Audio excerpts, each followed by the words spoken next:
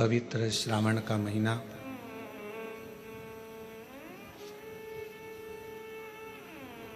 जिस पवित्र महीने में बाबा देवाधिदेव महादेव की कृपा से, करुणा से ऑनलाइन शिव महापुराण की कथा श्रवण करने का सौभाग्य प्राप्त हुआ है। ये कथा ऑनलाइन कोरबा छत्तीसगढ़ की पवित्र धारा से आप और हम श्रवण करने के लिए बैठे हैं। कथा के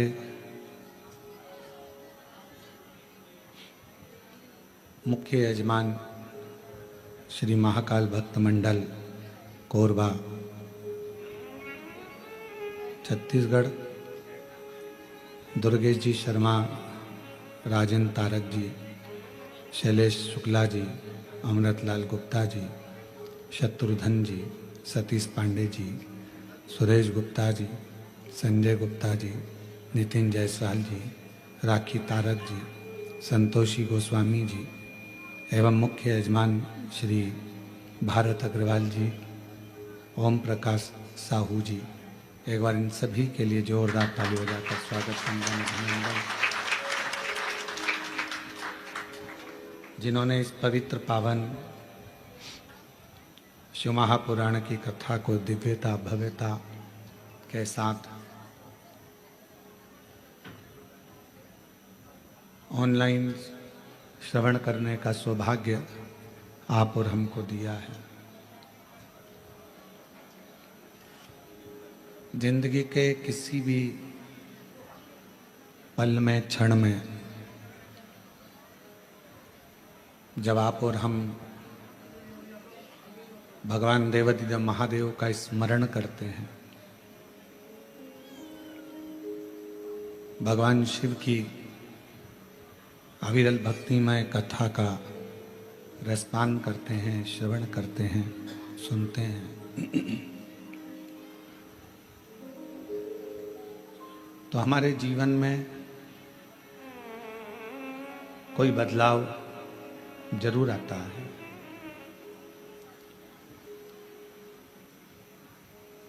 एक भगवान शंकर की सेवा करने में और एक दूसरे का भला करने में। धन की, तुम्हारी संपदा की, तुम्हारी सत्ता की या तुम्हारे वैभव की जरूरत नहीं होती।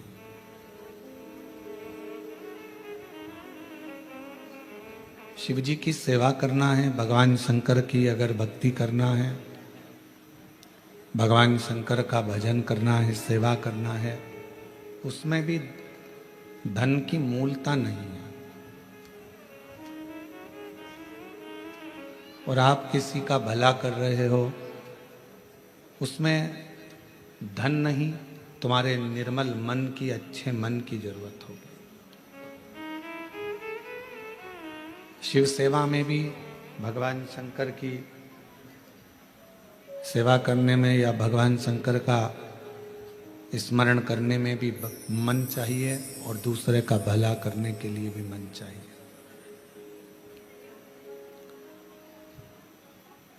आज का व्यक्ति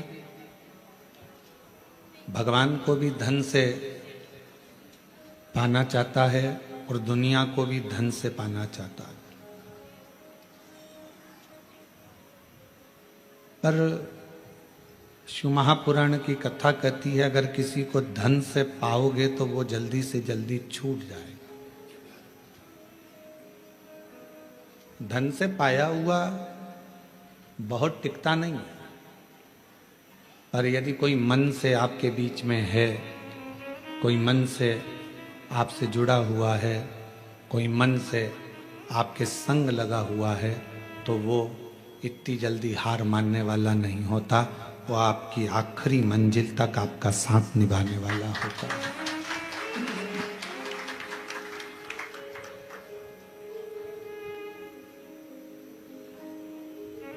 कोई तुमसे कहे कि इतना धन लगेगा और इतना पैसा लगेगा तब भगवान मिलेंगे, तो फिर उसको व्यर्थ ही मानना।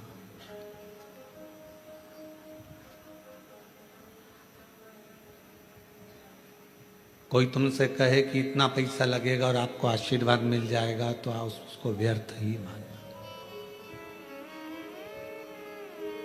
उसकी कोई मूलता नहीं है। हम अपने व्यासपीठ से, अपने इस व्यास गादी से हम बार बार कहते हैं, अगर कोई तुमसे हमारे लिए भी कहे कि सियोर वाले महाराज जी का हम आशीर्वाद दिला देंगे लगेगा, समझ लेना पक्का झूठ बोल रहा है। क्योंकि हम 4 दिन तो मिलते ही नहीं हैं। 5वें और 6ठे दिन जो आता है उससे मिलना हमारा कोई उसका शुल्क नहीं रहता, कोई धन नहीं रहता, कोई संपदा नहीं रहती। केवल आप आए और आपका और हमारा मिलना हुआ, 2 क्षण आपका आशीर्वाद हुआ और उसके बाद आप जाए। पर कोई संपदा, कोई धन से ना परमात्मा मिलता है और ना गुरु मिलता है। वो कोई और गुरु होंगे जो तुमसे पैसा लेकर तुम्हारे पास में समय 1-2 घंटे का, आधा घंटा का दे देंगे। हमारे पास इतना समय भी नहीं हम आपको आधा घंटा दें। हम तो केवल आप सामने आए, श्री शिवाय नमस्तुभ्यम, क्योंकि हमारे शास्त्रों में ऐसा वर्णन आता है कि जब भजन का बल आपका और आपके गुरु का दोनों बढ़ता है, तो गुरु केवल कृपा की दृष्टि ही कर देता है, तो कुछ मांगने की जरूरत नहीं पड़ती, अपने आप करने की। किसी का भला करना है, उसके लिए धन है आपके पास में कि नहीं है, उसकी महत्वता नहीं। किसी का भला करने का मन में अगर भाव आ गया कि मुझे इस बच्चे की स्कूल की फीस जमा करना है, तो भगवान खुद व्यवस्था आपके पास करेगा। आपने मन में बना लिया कि मुझे इस व्यक्ति का इलाज करवाना है, इसके पास दवाई नहीं है, गोली नहीं है, भगवान स्वयं उसकी व्यवस्था करेगा। आपने मन ही नहीं बनाया किसी का भला करने का, या भगवान का भजन करने का, या स्मरण करने का, और सोचा धन के बल पर मुझे भगवान मिल जाए या धन के बल पर मैं किसी का भला कर दूं, वो ठीक नहीं। सबसे मूल है आपका मन, आपका हृदय, आपका चित्त, आपकी वृत्ति।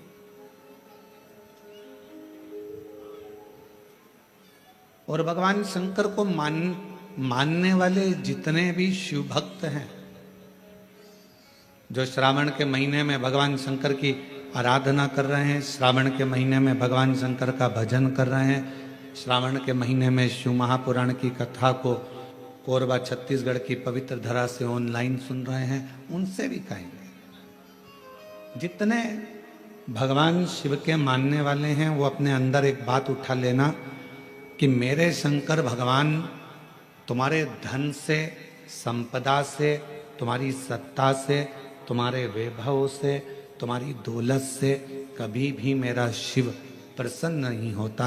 मेरा भगवान तो तुम्हें जो निशुल्क 1 लोटा जल मिला है, बेलपत्र वृक्ष पर निशुल्क मिली है, और जल की धार और बेलपत्र एक चढ़ाकर आप बाबा को अपना बना सकते हो, शिव को अपना कर सकते हो। अब उसमें कोई आपका शुल्क नहीं लगा। 1 लोटा पानी में आपका कोई शुल्क लगा है क्या? अपने घर का लोटा, अपने घर का पानी, यहां तक शिव महापुराण ने कहा कि मंदिर का पानी भी नहीं उठाना, मंदिर का लोटा भी नहीं उठाना, अपने घर से लेकर जाओ, अपना दर्द सुनाने के लिए, अपने मन की बात भगवान को कहने के लिए अपने साथ अपना जल लेकर जाए।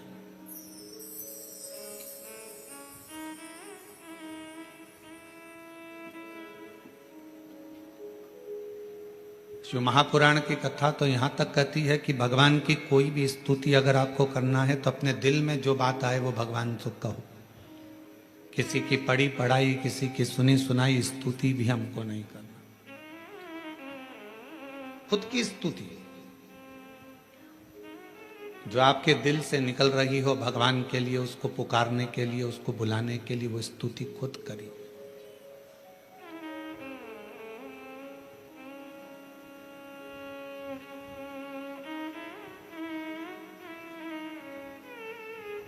हम ये भी नहीं कहेंगे कि आप हम जैसा विधान बताएं वैसा करो, या हम जैसा आपका दिल करे आप वैसा करिए, शिव को रिझाने के लिए। कड़प एक ऐसा भील वन में रहने वाला, उसके पास में कुछ भी नहीं था, केवल उसने गांव के किसी व्यक्ति को पूजन करते देख लिया था और वो भी पूजन करना प्रारंभ कर दिया। पांव से तो उसने जलाधारी के आसपास में पड़े हुए फूल पत्ती को हटाया, मुंह में भरे हुए पानी को शिवजी पर चढ़ाया, जो उसके पास में मांस आदि था उसका भोग लगा दिया। अब उसकी साधना, उसका तप कितना बड़ा कि ब्राह्मण देव ने, पंडित जी ने भगवान शंकर के शिवलिंग को पिंजरे में बंद कर दिया था। पिंजरे की एक तान टूट गई लोहे की, शिवलिंग पर जाकर लग गई। शिवलिंग में से खून बहना प्रारंभ हो गया, रक्त बहना प्रारंभ हो गया।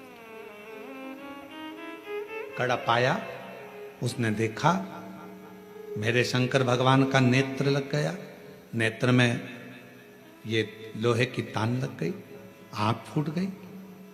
हाथ लगाया, खून नहीं रुका, कपड़ा लगाया, रक्त नहीं रुका।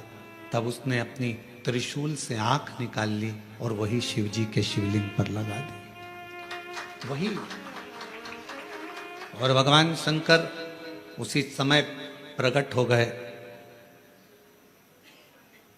ना मैं तुझे जानता हूं, ना तू मुझे जानता है, केवल तेरी भक्ति। और इतनी विचित्र। कड़प से पूछा तुझे मांग क्या चाहिए? कड़प ने कहा बस इतना दे दीजिए कि संसार में रहने वाला कोई मनुष्य जिसको कुछ भी नहीं आता, आपका मंत्र भी नहीं आता, आपकी साधना भी नहीं आती, आपकी स्तुति भी नहीं आती, पूजन करने का तरीका भी नहीं आता, अगर वो आड़ी टेढ़ी भी पूजन करे, कैसे भी आपके मंदिर तक पहुंच जाए, बस आप जैसे मुझ पर कृपा करे हो ऐसी ही कृपा उस पर भी कर दो। ये कड़प ने मांगा।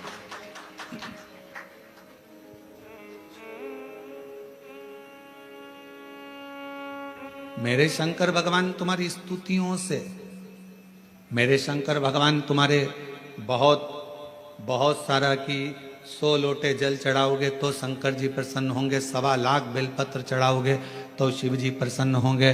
भगवान शंकर के लिए कड़क व्रत करोगे, कुछ भी खाओगे पियोगे नहीं तो शंकर भगवान प्रसन्न होंगे, या अपना घर छोड़ दोगे तो शंकर भगवान प्रसन्न होंगे, या भगवान शंकर को शहद चढ़ाओगे या शंकर भगवान को रस चढ़ाओगे, ये चढ़ाओगे तो शंकर भगवान प्रसन्न होंगे।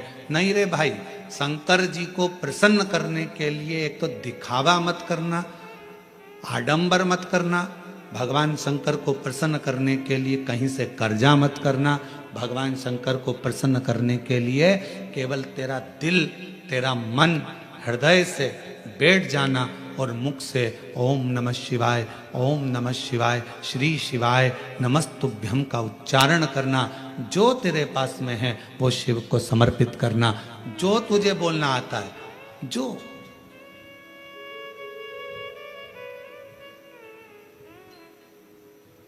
छोटा सा बच्चा तोतला बोलता है, माँ को अच्छा लगता है कि नहीं लगता है? बोलो, जम के बोलो, लगता है। छोटा सा बच्चा किसी से भी अगर तोतरी भाषा में बोलेगा सबको अच्छा लगेगा। तोतरा बच्चा, छोटा बच्चा गाली भी दे देगा तो सबको अच्छा लगेगा। वही बच्चा बड़ा हो जाए, बड़ा होने के बाद गाली बक दे तो लड़ाई हो जाए।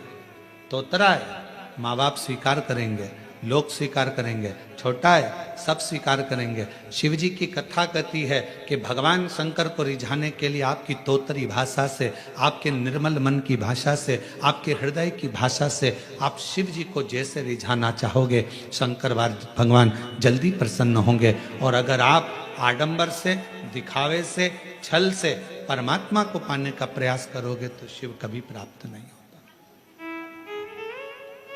उसको पाने का तरीका ही सहजता है।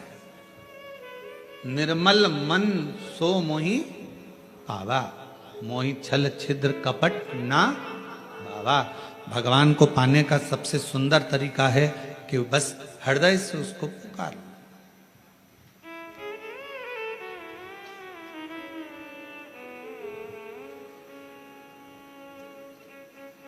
बारिश पड़े तो छाता लिया जाता है और दुख पड़े तो शिव का नाम लिया जाता है।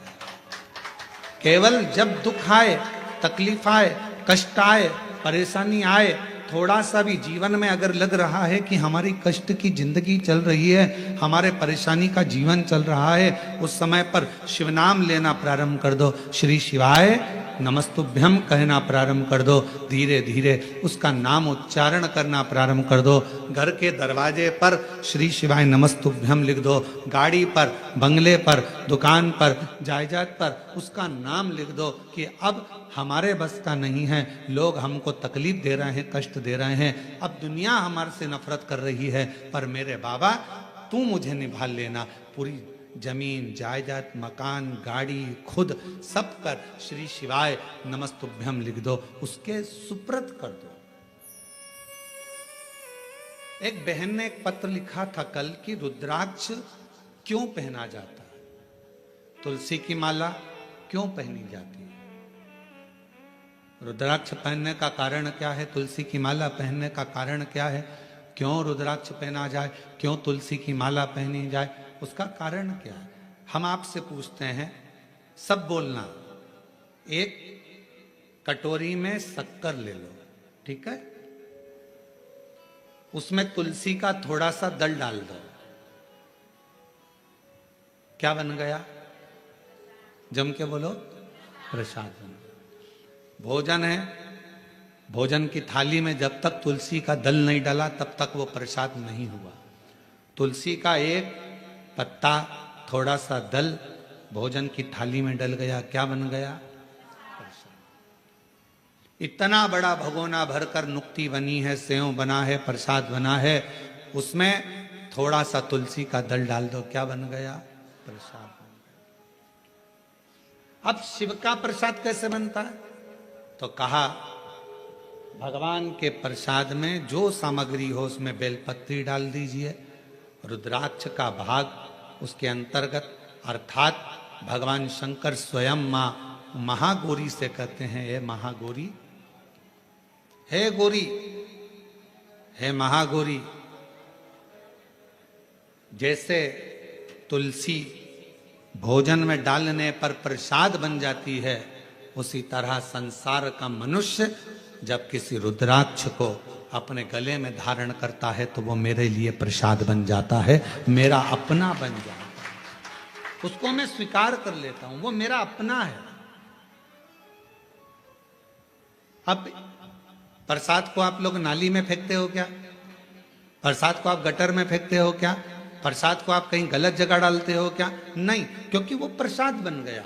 गले में अगर रुद्राक्ष की माला आ गई, एक रुद्राक्ष तुम्हारे गले में लाल धागे में पड़ा हुआ है, तुलसी की माला तुम्हारे गले में पड़ी हुई है, आप भगवान का प्रसाद हो। अगर चलते फिरते मौत का किसका ठिकाना, मृत्यु का किसको भरोसा, कब प्राण छूट जाए। अगर हमारे गले में रुद्राक्ष पड़ा है, तुलसी की माला पड़ी है और हमारे प्राण छूट भी गए तो हम वो प्रसाद हैं कि हमें नरक में नहीं पटका जाएगा, गलत जगह पर नहीं पटका जाएगा, हमको श्रेष्ठ जगह पर रखा जाएगा। प्रसाद को नाली में नहीं डालते, प्रसाद को गटर में नहीं डालते, रुद्राक्ष पहनने वाला, तुलसी की माला धारण करने वाले को गलत जगह पर नहीं भेजा जाता, गलत जगह पर। आप गले में अगर रुद्राक्ष धारण करते हो तो शिव का प्रसाद हो। और जितने शिव भक्त इस ऑनलाइन शिव महापुराण की कथा को आस्था चैनल पर श्रवण कर रहे हैं, फेसबुक यूट्यूब पर सुन रहे हैं और सोशल मीडिया पर इस कथा को अगर श्रवण कर रहे हैं, तो उनसे कहूँगा अपने गले में एक रुद्राक्ष अवश्य डालो। तुलसी की माला भी अगर है तो भी एक रुद्राक्ष जरूर डालो। क्यों? अगर गूगल पर सर्च करोगे, फेसबुक यूट्यूब पर सर्च करोगे, इंस्टा पर सर्च करोगे तो उसमें आपको मालूम पड़ेगा एक रुद्राक्ष यदि हमारे गले में होता है तो हमारी बीपी, शुगर, थायराइड इन सब को लेवल में रखता है और वो ना शुगर बढ़ने देता है, ना शुगर घटने देता है, ना बीपी बढ़ने देता है, ना बीपी घटने देता है। एक रुद्राक्ष अपने गले में होना चाहिए।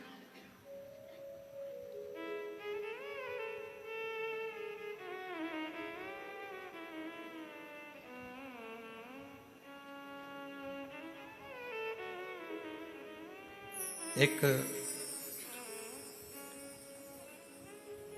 शिवा भगत की एक कथा आती है। मालती का एक पुत्र था शिवा, उसको लोग शिव कहते थे। क्यों? क्योंकि मालती के घर में कमाने वाला कोई नहीं था, ससुर के प्राण छूट गए थे, पति शरीर से विकलांग था और मालती मेहनत करती, परिश्रम करती। घर में एक बेटे का जन्म हुआ जिसका नाम शिव के ऊपर शिवा रखा।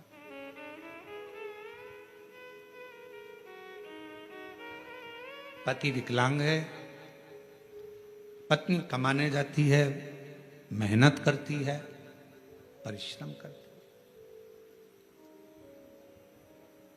एक अगर घर में तकलीफ है, घर में कष्ट है, परेशानी है, कलिकाल का समय है, कलयुग का समय है, शास्त्र कहता है कि इस कलिकाल में धर्म पत्नी को पति के कदम से कदम मिलाकर साथ देना चाहिए, मेहनत में, परिश्रम में आगे रहना चाहिए।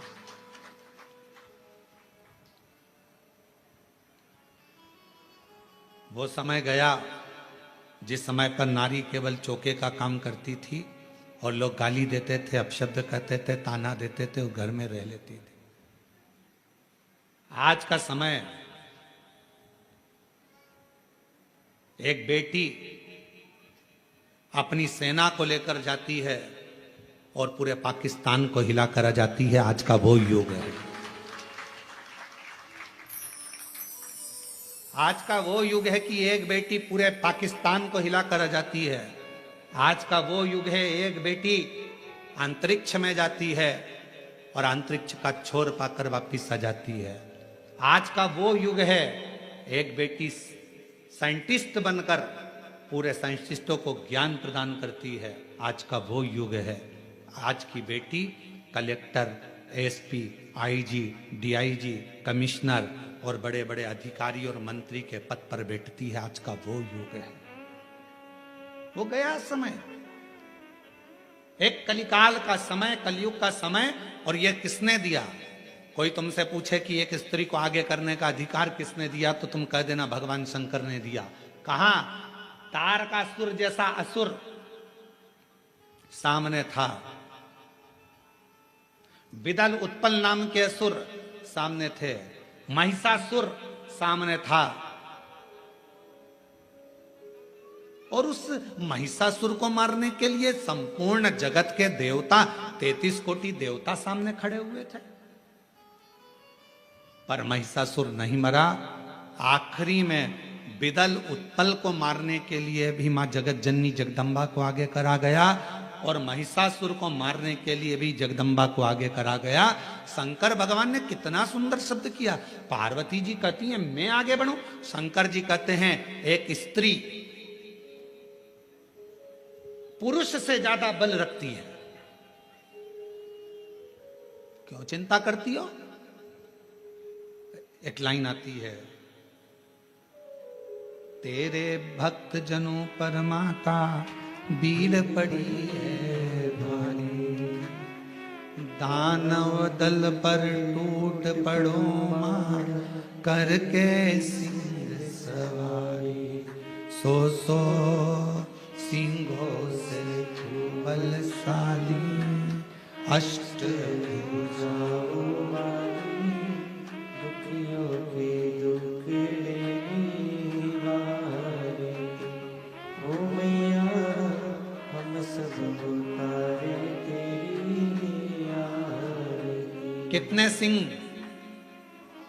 जम के बोलो जरा, फिर से लाइन बोलो, सो सिंहों से बलशाली, अष्ट भुजाओं वाली, दुखियों के दुख लेने वाली। 100 सिंहों से तू बलशाली है जगत जननी, 100 सिंहों से। अब जरा विचार करिएगा, किसी व्यक्ति को अगर संबोधित किया जाता है ये तो शेर है, मतलब वन ओनली एक, और बहू को सम्मानित किया जाता है 100 पे भारी है। बोलो सही है कि गलत है? एक व्यक्ति को संबोधित किया जाता है वन ओनली, शेर है, और अगर स्त्री को संबोधित किया जाता है तो कभी कभी सास भी कह देती है मेरी बहू तो 100 पे भारी। किसकी सुने? 100 पर भारी। इतनी बोलती है, इतना बोलती है कि 100 लोग बोले इतना बोलती है, इतना तेज है, इतनी तेज पूरा मार्केट करके गाड़ी उठाए भुड़ भुड़ करके जाए पूरा मार्केट करके 100 पर भारी। बोलो बोलो सत्य है कि गलत है? संबोधन अब किसी व्यक्ति के लिए ये तो शेर है, शेर ओनली वन, और वो 100 पूरी 100 भारी है। 100 सिंहों से बलशाली, अष्टभुजाओं वाली, दुखियों के दुखड़े ओ मैया हम सब उतारे तेरी आरती। अब 100 सिंहों के बराबर उसमें बल है। शंकर भगवान आज के युग में, कलयुग में अगर स्त्रियां नारियां आगे आकर कार्य कर रही हैं, स्त्रियां आगे बढ़ी हैं, तो इसमें सबसे बड़ा योगदान, सबसे बड़ी कृपा मेरे देवादिदेव महादेव की है, जिन्होंने पार्वती जी को आगे करा, मां जगदम्बा को आगे करा। तू असुरों को मार सकती है, तो भद्रकाली बन सकती है, तो कुष्मांडा बन सकती है, तो स्कंदा बन सकती है, और एक समय ऐसा आए तो तू अन्नपूर्णा भी बन सकती है। याद करिए जब पूरा विश्व भूख से बिलख रहा था, पूरा विश्व, अकाल पड़ गया पूरी सृष्टि में, तड़पने लगे लोग, पक्षी मरने लगे, पशु मरने लगे, मानव मरने लगे, कुछ नहीं बचा। शिव अखंड समाधि में डूबे हुए थे, और शंकर भगवान अखंड समाधि में थे। देवता आए शिव जी से प्रार्थना करने के लिए, शिव जी उठते नहीं। ब्रह्मा जी आए, शिव जी उठते नहीं। इंद्र आए, शिव जी उठते नहीं। अखंड समाधि में लगे भगवान देवादिदेव महादेव, उठने का नाम नहीं। नेत्र बंद, क्या हो रहा है मालूम नहीं, पर पार्वती माता से रहा नहीं गया। सूचना मिली पूरा ब्रह्मांड हिल रहा है, सब भूख और प्यास से तड़प रहे हैं। तब मां अंबा जगदम्बा माता पार्वती ने विचार करा, मेरे बच्चे, ये संसार के लोग भूख से तड़प रहे हैं। तब मेरी मां अंबा जगदम्बा जी ने तुरंत अन्नपूर्णा का रूप धारण करा, भूमि पर चरण रखकर धान उत्पन्न किया।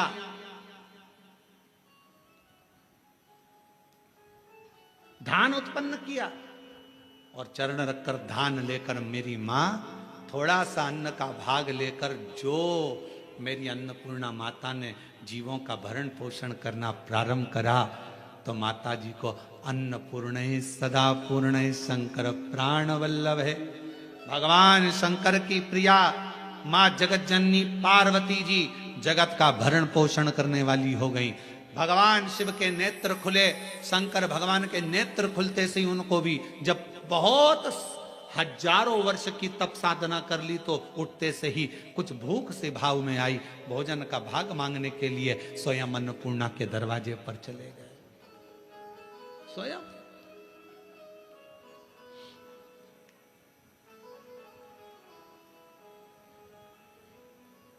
जब जगत पूरे विश्व में हाहाकार मचती है, तो वो अन्नपूर्णा बन जाती है। अगर नारी को अगर शक्ति दी है तो किसने दी? शिव ने। शंकर भगवान की सारे चरित्रों को उठाकर देखिएगा, केवल देवादिदेव महादेव अपना अर्ध नारीश्वर स्वरूप का दर्शन कराते हैं। आधा शिव आधा पार्वती। पार्वती तू मेरी शक्ति है, शक्ति ही शिव है और शिव ही शक्ति है, दोनों। अब उसको समझने वाला समझे, ना समझने वाला ना। मालती बेटे का नाम शिवा रख दिया। पति पांव से विकलांग था, करता कुछ नहीं था। अकेली मेहनत करने जाती है, परिश्रम कर। अब दुनिया की रीति है, जब एक नारी पुरुष की तरह आगे बढ़कर काम करती है और आगे बढ़ने का प्रयास करती है तो दुनिया के लोग ताना देने का प्रयास करते हैं। उसका विल पावर कमजोर कैसा करा जाए, उसको तोड़ा कैसे जाए, उसको झुकाया कैसे जाए, उसको अंदर से तोड़ने का प्रयास करते हैं। पर जितनी भी मेरी बेटियां इस कथा को सुन रही हैं, जितनी मेरी जीजियां इस कथा को सुन रही हैं, जितनी मेरी माताएं इस कथा को श्रवण कर रही हैं, दुनिया का कोई व्यक्ति तुम्हें कितना भी ताना दे दे, कितनी भी गाली दे दे, तुम्हारे ऊपर कितना भी अपशब्द कह दे, तो भी अंदर से टूटना मती, दमदारी से चलते रहना, आगे बढ़ते रहना। तुम्हारा कर्म तुम्हारा जवाब देगा, तुम्हारा कर्म तुम्हारा जवाब देगा। तुम तो बढ़ते चलो, हाथी की अलमस्तता में आगे बढ़िए, कुत्ते पीछे चिल्लाते रहेंगे। कुत्तों की वो औकात नहीं होती जो सामने आकर भोग दें, कुत्ता हमेशा पीछे ही भोगता है। तुम अपनी अलमस्ती में चलो मेरी बहनों, तुम अपनी अलमस्ती में चलिए मेरी जीजियों, अपनी लगनता, अपनी कर्मता। मैं मेहनत करूंगी, पढ़ाई करूंगी, परिश्रम करूंगी, मैं आगे बढ़ूंगी। लोग ताना देंगे, अपशब्द कहेंगे, गालियां देंगे, आपके बारे में आड़ा टेढ़ा विचार रखेंगे, पर आप एक हाथी की तरह बढ़ते चले जाना, क्योंकि कुत्ता पीछे ही भौंकता है, हाथी के सामने नहीं आ पाता। कुत्ते का काम है पीछे भौंकना, वो हाथी के सामने नहीं आ पाता, क्योंकि कुत्ते को भी मालूम है कि हाथी के पांव में वजन है, सामने आऊंगा तो दुमच देगा, इसलिए कुत्ता केवल पीछे ही भौंकता है, उसकी वहीं तक सामर्थ्यता है।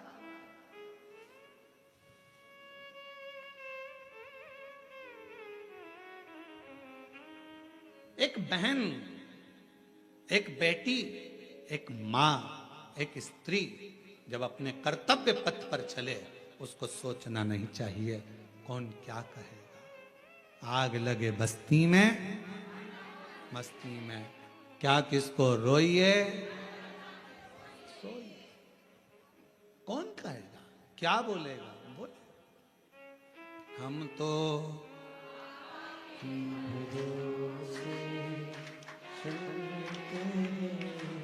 तो बाबा के भरोसे चलते, ये दुनिया वाले जलते हैं, ये दुनिया वाले जलते हैं, डमरू वाले के भरोसे चलते, काशी वाले के अपनी मस्ती में मेरी बहनों, मेरी जीजियों, मेरी बेटियों, अपनी मस्ती में अपने कर्तव्य पथ पर आगे बढ़ो। गली गली में कुत्ता मिलेगा, क्या हाथी सबसे भिड़ता है? बोलो बोलो, जम के बोलो। गली गली में कुत्ता मिलेगा, क्या हाथी सबसे भिड़ता है? नहीं। हाथी को मालूम है ये भोगता रहेगा, अपन बढ़ते रहेंगे, फिर अगले गांव जाएंगे, फिर अगली जगह जाएंगे, फिर चिल्लाएंगे। इनका फर्ज है चिल्लाना, क्योंकि पैदा ही इसलिए हुए हैं कि इनको चिल्लाना ही है। अपना कर्म, अपना कर्तव्य, अपने को आगे बढ़कर जाना, अपना कर्तव्य, आगे बढ़ते चलो, बढ़ते चलो। शिव कथा कर रही है। मालती ने विचार करा कि घर को चलाना है, बेटे का जन्म हुआ है, बेटे का नाम शिवा रखा है। शिव कहती है माँ। धीरे धीरे बच्चा एकांत रहने लगा, समय बीता। एक दिन माँ काम में लगी रहती, बच्चे को घर में जब भरण पोषण का कुछ ना पड़ा, कुछ भी,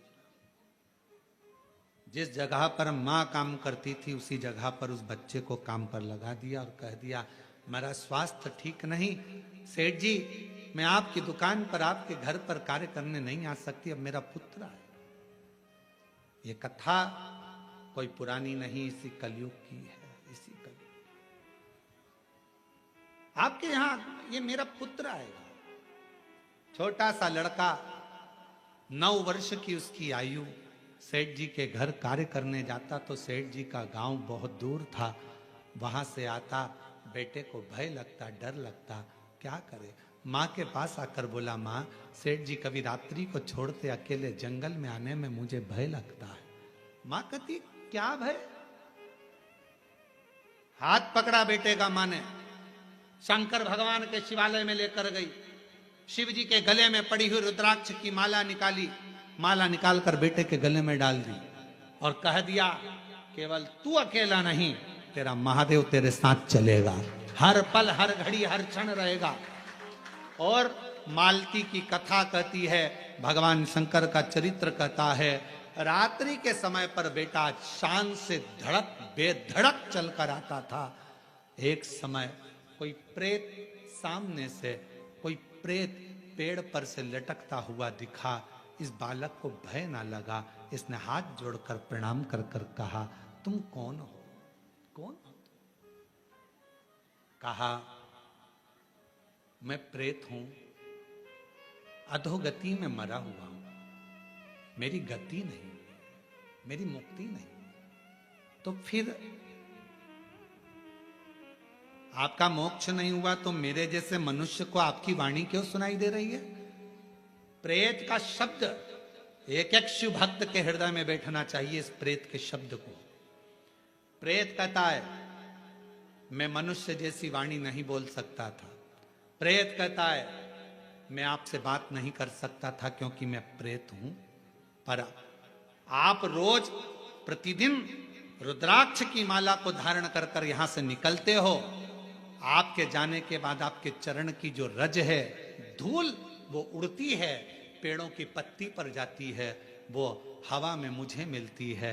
उसके कारणवश मुझे थोड़ा सा बल मिला है जिससे मैं बोल भी सक रहा हूं और आपसे बात भी कर सक रहा हूं। ये मुझे बल मिला है। क्या चाहते हो? क्या चाहते हो? बस एक निवेदन है, कभी मौका मिले तो इस पथ से, आपसे निवेदन है कि आप इस पथ से जाना बंद ना करिएगा। जब भी मौका मिले इस पथ से जरूर जाइएगा। उस शिवा पुत्र ने कह दिया मैं जरूर जाऊंगा। निकलते रहे, निकलते रहे, निकलते रहे, निकलते रहे, निकलते रहे, उसी पथ से निकलते रहे। एक दिन वो प्रेत योनि से छूट गया, देव योनि में आ गया। कानों में कुंडल धले थे, सिर पर मुकुट पहना था, गले में हार पहना था, सुंदर पीतांबर पहना हुआ था और सुंदर हाथ में एक शस्त्र लिया हुआ था। हाथ जोड़कर खड़ा हो गया, आज मैं प्रेत योनि से मुक्त होकर देव योनि में आ गया। ये आपकी कृपा है। उस शिवा पुत्र ने कहा मेरी कृपा कैसे? मैंने तो कुछ करा ही नहीं, बस आपके गले में पड़े हुए रुद्राक्ष को पहनकर आप जाते थे और आपके रज से मैं कृतार्थ होता चले गया, मेरा उद्धार होता चले गया। उस प्रेत ने जो कहा, कितनी सुंदर बात कही। अगर रुद्राक्ष पहनकर कोई संसार का मनुष्य किसी मार्ग से निकल कर जाता है तो ना जाने कितने कितने प्रेतों का और जीवों का कल्याण करते करते जाता है। सांसारिक मनुष्य की तो बात ही दूसरी है। और शंभु शरण मांगो दुख काटो दया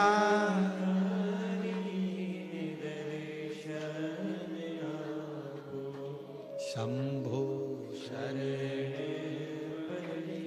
मांगू घड़ी रे दुख काटो दया करीने दर्शन।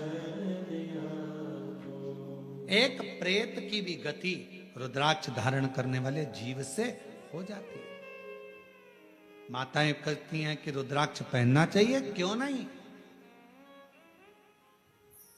हम तुलसी की माला पहने कि रुद्राक्ष पहने, दोनों पहनो, कोई दोष तो नहीं लगेगा। कहां लिखा कि तुलसी पहनने वाले को रुद्राक्ष नहीं पहनना चाहिए, रुद्राक्ष पहनने वाले को तुलसी नहीं पहनना चाहिए?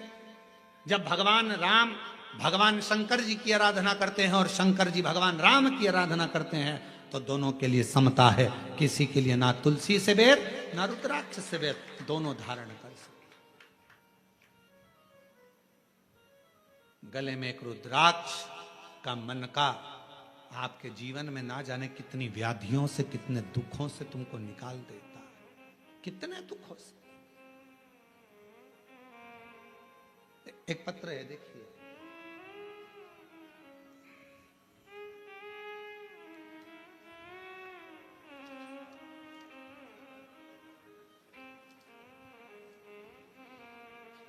रुक्मणी पटेल, शिव नारायण पटेल, ग्राम रामपुर, जिला कोरबा,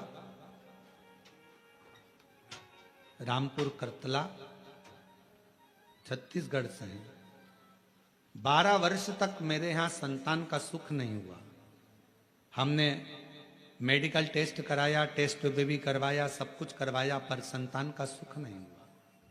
तब किसी ने कहा कि सफेद आंकड़े की जड़ का प्रयोग करो और भगवान शंकर का पशुपति व्रत करो, टीवी पर कथा आती है वो सुनो। हमने सब कुछ किया, फिर बाद में जब संतान का सुख नहीं आया तो फिर वापस व्रत किया और कोकड़ी में आपकी कथा थी वो श्रवण करी। बाबा की ऐसी कृपा हुई गुरुदेव, मेरे बाबा ने 12 साल के बाद मुझे संतान दी। मैं बाबा को प्रणाम करती हूँ।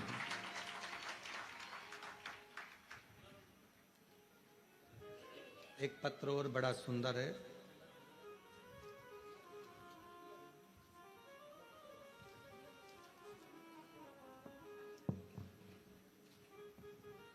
एक रुद्राक्ष के जल की क्या महत्वता है इस पत्र में देखिए। मेरा नाम श्रीमती रितु डिक्सेना, ग्राम हरदी बाजार में रहती हूँ। हरदी बाजार की पुत्र वधू हूं। बाबा,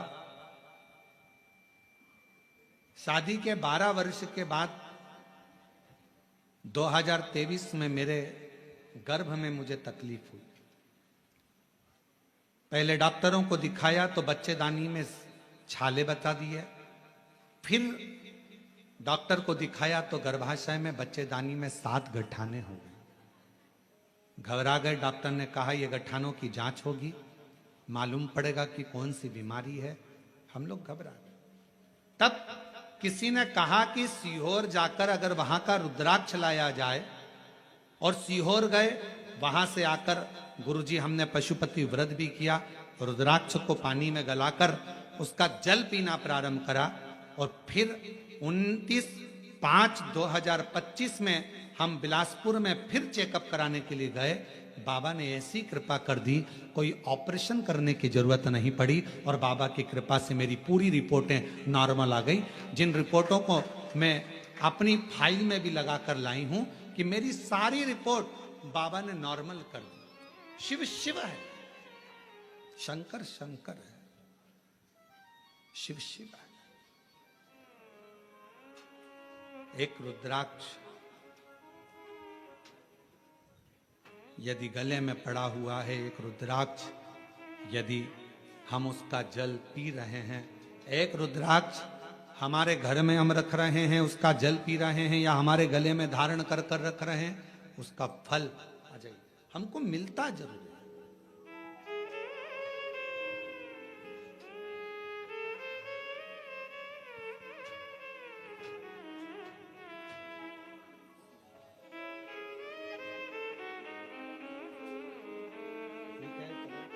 इसको हो गया था प्रॉब्लम, ठीक है। आप ही को तकलीफ हो गई थी, बच्चादानी में 7 गठाने हो गई थी और छाले पूरे बच्चादानी में हो गए थे। डॉक्टर की कृपा, भगवान शिव की करुणा और साथ में शिव की उदारता से रुद्राक्ष के जल से आज पूरी बच्चेदानी की गठाने भी गल गई, छाले भी समाप्त हो गए और शिव की कृपा। और तेरी कृपा का क्या है भरोसा, कब किस पर हो जाए, जरा सी हम पर कर दो, जरा सी हम पर कर दो।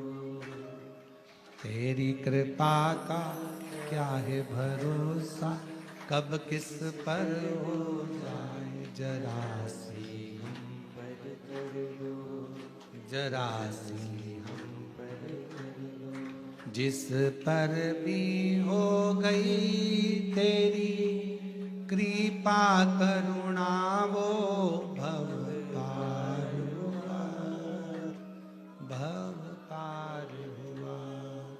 पापी हो चाहे जितना उसका भी बाबा उद्धार हुआ, उद्धार हुआ। गिद्ध अजामिल गणिका जैसे तेरे मन को भा, जरा सी हम पर कर दो, जरा सी हम पर कर दो। तेरी कृपा का क्या है भरोसा, कब किस पर हो जाए जरा सी हम पर कर दो, जरा सी हम पर कर दो। शिव कृपा, शिव करुणा। एक छोटा सा रुद्राक्ष गले में पड़ा रहने, डले रहने, कितनी कितनी तकलीफों से, कितने कितने दुखों से, कितने कितने कष्ट से वो रुद्राक्ष आपको निकाल देता, कितने कष्टों से।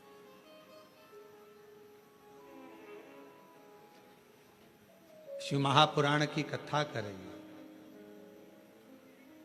शंकर भगवान की भक्ति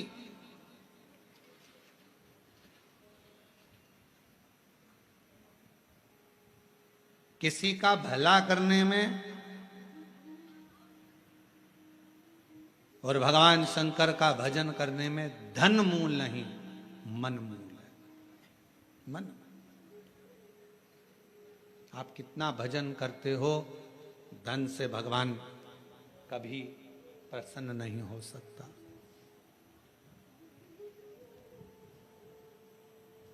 धन से भगवान कभी प्रसन्न नहीं, आडंबर से भगवान कभी प्रसन्न नहीं हो सकता। क्या था माता पार्वती जी के पास में? जिस समय मां पार्वती जी की अवस्था 6 वर्ष की हो गई और मां पार्वती जी अपना भवन छोड़कर वन में चली गई अपनी सहेलियों के साथ, एक गुफा में प्रवेश कर गई माता पार्वती जी। छोटी सी गुफा में रहकर माता पार्वती जी ने तप साधना प्रारंभ कर दी।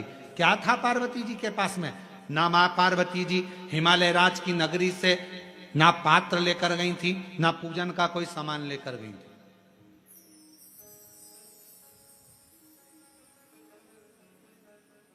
कोई वस्तु माता पार्वती जी लेकर नहीं गई। अपने पिता के घर से गई तो खाली हाथ गई। अपनी सहेलियों के साथ, सखियों के साथ गुफा में बैठकर भगवान का तप करने बैठ गई। जब पार्वती जी ने देखा कि मैंने हजारों समय निकाल दिया, वर्ष निकाल दिया, शिव जी प्रसन्न नहीं होते, शंकर भगवान सामने आते ही नहीं। और आपको पहले भी कथा में कहा, तप से भगवान को प्रसन्न करना, कोई साधु, कोई सन्यासी, कोई तपस्वी, कोई साधक, कोई उपासक तप से भगवान को प्रसन्न कर सकता है। योग से, साधना से भगवान को कोई तपस्वी साधक प्रसन्न कर सकता है। आप और हम तो कलयुग में रहने वाले हैं। आप तप करते हो क्या? आप करते हो तो बात दूसरी, हमसे तो नहीं बन पाता। हमसे तो केवल एक ही काम बनता है, सारी समस्या का हल जब। तब हमसे भी नहीं बनता। कोई हमसे कहे तुम साधना में बैठते हो, नहीं साहब, हम तो एक ही काम करते हैं। जय सुबह से लेकर शाम तक जितना समय मिलता है, श्री शिवा नमस्तु, श्री शिवाय नमस्तु। फिर कोई पूछे आपने क्या खाना छोड़ दिया, आप क्या फलार करते हो, तो हम जहाँ रुके हुए हैं वहां आकर हमारी जीजियों से पूछना, जो प्रसाद बनाती हैं उनसे पूछना क्या व्रत रखते हैं? नहीं, भोजन करते 2 रोटी सुबह, शाम को 1.5 रोटी, इससे ज्यादा नहीं। भजन का बल, स्मरण, अपनी भक्ति। और छत्तीसगढ़ आते हैं तो चावल जरूर खाते हैं, वो जरूर पाते हैं। बाकी की जगह पर अगर कथा करने जाते हैं तो अपना सुबह का 2 रोटी है, शाम की 1.5 रोटी है, चावल प्रसाद भी नहीं लेते। कोई बाजार का तुम्हारा मीठा वीठा कुछ आप पूछिएगा, जो प्रसाद बनाते हैं कोई मीठा वीठा बाजार का नहीं, कोई चीजें नहीं, केवल साधारण भोजन, बाबा का भजन और आनंद। इससे ज्यादा क्या करना? भक्ति करो, भजन करो, स्मरण करो, कीर्तन करो, मंत्र जाप करो, श्री शिवाय नमस्तुभ्यम जपते जपो। जितना भजन कर सकते हो उतना करो, जितना मंत्र जाप कर सकते हो उतना।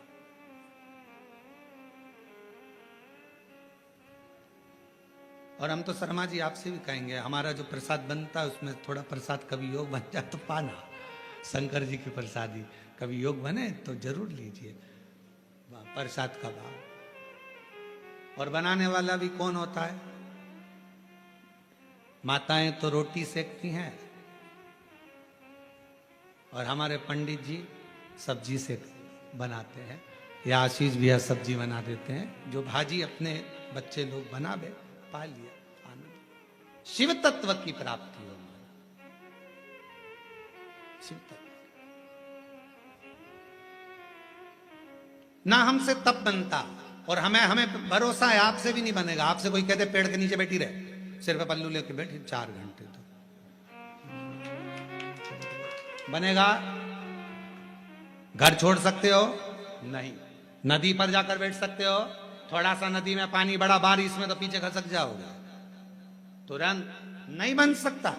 ना हमसे तब बन रहा है, ना साधना बन रही है, ना हमसे कोई ऐसा व्रत बन रहा है। पहले के व्रत आज के व्रत में अंतर है। आज के व्रत में तो पेट भरकर फराल कर लो, फिर भूख लग जाती है, फिर सेव फल खा लिया, केला खा लिया, पपीता खा लिया, रात्रि के फिर फलहार की तैयारी, फिर वो खाने के बाद फिर दूध पीने की तैयारी, फिर आधी रात को फिर पति को नींद नहीं आ रही, पति बोले तेरा व्रत है, हाँ आज एकादशी है। पति ने मन में सोचा 11 बार खा लेती, एकादशी पूरी हो जाती, क्यों ना खा। व्रत नहीं, ना हम तप कर पा रहे, ना साधना कर पा रहे, ना व्रत कर पा रहे कली काल में। इसलिए तुलसीदास बाबा ने लिख दिया, कलयुग केवल नाम धारा। इसलिए तुलसी बाबा ने लिखा, कलयुग में कुछ नहीं बने तो एक काम करो, राम राम राम राम जपते रहो, शिव नाम जपते रहो, कृष्ण नाम जपते रहो। तुम्हारे दिल में जो बैठ जाए, जिसका तुम भजन कर सकते हो उसको भजो। भगवान का भजन करने में मन लगा लो। तुम जितना जपोगे आडंबर से दूर रहोगे, तुम जितना जपोगे सबसे दूर रहोगे। इसलिए कलिकाल में एक नियम बना लिया, सारी समस्या का हल जल। फुर्सत मिले 2 मिनट जाओ, शंकर जी को जल चढ़ाओ। अपने शिव के लिए अगर तुम 2 मिनट का समय मंदिर जाने का निकाल लोगे तो भगवान शंकर भी अपने समय में से तेरा दुख हरने के लिए तेरे दरवाजे पर आकर खड़ा हो जाए। समय निकालो। आजकल का जमाना यही है, तुम किसी के यहाँ जाओगे तो कोई तुम्हारे यहाँ बोलो तो आएगा। बहन के घर शादी में जाओगे तो बहन तुम्हारे घर शादी में, तुमने अपनी बहू को भेज दिया तो वो भी बहू को भेज देगी। और तुम्हारे जाने में और बहू के जाने में अंतर है। बहू शादी में जाती है, काम वाम नहीं करती, कुर्सी पर डेंटिंग पेंटिंग करके बैठ जाती है। काम करेगी क्या? नहीं। मौसी सास के यहाँ आई है, फैलारा पड़ा है तो पड़े रहने दो, सामान पड़ा है तो पड़े रहने दो। पर बहन के घर शादी में बहन जाती है, जितना सामान आता है, कपड़े आए, मायरे का सामान आया, सारा सामान संभालती है। मिठाई के डब्बे इधर रखेगी, बर्तन उधर रखेगी, सामान उधर रखेगी, बहन संभालेगी, बहू नहीं। अब तुम्हारे यहाँ शादी में तुमने बहू को भेजा तो उसने भी बहू को भेज दिया। तुम आती तो वो भी, तुमने संभाला तो वो भी संभालती। हमारी जीजी ने हमारे यहाँ काम संभाला था भैया, उसके घर काम आया है, हम भी जाके संभालेंगे क्योंकि हमारी बहन ने हमारे यहाँ संभाला था। उसी तरह जैसे तुम अपने रिश्तेदार को शादी में भेजते हो तो वो अपने रिश्तेदार को भेजता है। अब तुमने कह दिया मम्मी कथा हो रही है, तुम चली जाओ, तो भगवान भी कह देगा जब अंतिम समय आएगा, ये मरने वाली है, यमराज तू चले जा, तू चले। और अंतर देखिए, बहन आती तो काम करती, भगवान आता तुझे लेने के लिए भोलेनाथ तो नंदी पर बिठा कर ले जाता, डमरू बजाता बजाता। देवराज ब्राह्मण को लेकर गया था, नंदी पर बिठा, नरसिंह जी को बैठा कर लेकर गया था। और अगर यमराज आता है तो नंदी पर काय पर बिठा के ले जाता है? नहीं, पाड़े की पूंछ से बांध कर ठोकता ठोकता, दे धम दे धम दे धम। खूब मोबाइल पे झूठ बोली थी, दे, खूब दिया। दिन भर चैटिंग में लगी रहती थी, दे। जरा सा कोई गलत लिखता था फेसबुक पे और कमेंट्स करती थी, दे। उंगली पर रखेंगे और दोचेंगे, इसी से चलाती थी खूब व्हाट्सएप, दोचो। चिल्लाएगी, क्षमा कर दो, मुझे माफ कर दो, एक बार वंस मोर फिर जन्म दे दो, मोबाइल नहीं चलाऊंगी, और चलाऊंगी तो शिव पुराण देखूंगी, फिर कुछ नहीं देखूंगी। भगवान बोले शिव पुराण की आड़ में चैटिंग करती रहती, दे, दे, फिर मारा लपक के, फिर दो, खूब धुए। चलते चलते फिर याद आया, मेरी नीले कलर की साड़ी एक बार भी नहीं पहनी। यमराज से कहा, भगवान प्लीज क्षमा कर दो, बहुत दुख हो रहा है मुझे। भगवान ने पूछा, किस बात का दुख हो रहा है? अलमारी में तीसरे नंबर के ब्लॉक में नीले कलर की साड़ी रखी, उसकी फाल लगवा ली थी, चोली भी बनवा ली थी, बस पहन नहीं पाई। मुझे एक बार मौका दे दो, मैं पहन लूं। और हमारे मोहल्ले में नया पार्लर खुला है, उसके पास एक बार भी नहीं गई, कृपा करो। यमराज ने फिर दिया धर के, चल। किस काम की वो जिह्वा जो भगवान का भजन ना कर पाए, किस कान का वो श्रवण जो भगवान की कथा ना सुन पाए, और किस काम का वो मस्तक जो भगवान के आगे झुक ना पाए। किस काम, क्या करे वो शरीर? कृपा पीड़ा मुख से राम नहीं निकले, राम नहीं निकले रे श्याम नहीं निकले। वो काई जाने हरि भजना में, जीवन गवाए दियो सजना में। भजना में मन नहीं लगा, सजना में मन लग गया। हम तो कई बार कथाओं में कह देते हैं, लोगों को बहुत बुरा लगता है कि आप जितना समय दर्पण को देती हो ना, जितना समय दर्पण को देती हो ना, जितनी देर कांच के सामने रहती हो, पेंसिल से लाइन खींचना, डब्बा भरना, फिर सुरमा लगाना, फिर डेंटिंग पेंटिंग, जितना समय दर्पण में देती हो, उसका आधा समय भी अगर मेरे शंकर को दे दिया तो सुंदरता मेरा शिव देगा। आधा समय निकाल कर भगवान शिव को दीजिए। और पुरुषों से निवेदन है, जितना समय फालतू की चर्चा में, व्यर्थ की बातों में, व्यर्थ के कमेंट्सों में और व्यर्थ की बातों में लगाते हो ना, उतने में से आधा समय निकाल कर मेरे शंकर के मंदिर में अपनी पत्नी को साथ लेकर एक लोटा जल चढ़ाने जा, तेरी पूरी जिंदगी संवर जाए। थोड़ा सा समय निकाल। अभी कावड़ चल रही है, पूरे भारत में कावड़िया कावड़ लेकर जा रहे हैं। जितने कावड़िया भारत की भूमि पर कावड़ लेकर जा रहे हैं, उनके चरणों को मैं नमन करता हूं। कोरबा की इस भूमि से मैं दंडवत प्रणाम करता हूं कि कावड़िया सनातन धर्म को जागृत कर रहे हैं। एक कावड़िया 50 व्यक्ति को जागृत करता है, सनातन धर्म को मजबूत करता है। मैं उनको प्रणाम करता हूं, जो नवयुग बेटा बेटी, नवयुवक बेटा बेटी, माताएं, बुजुर्ग सब अपने अपने भाव से भगवान की कावड़ लेकर जा रहे हैं। और जो कावड़ियाओं की सेवा में लगे हैं, कावड़ियाओं की सेवा में जितनी बड़ी बड़ी संस्थाएं सेवा में लगी हुई है, आप कभी बाबा धाम जाकर देखो।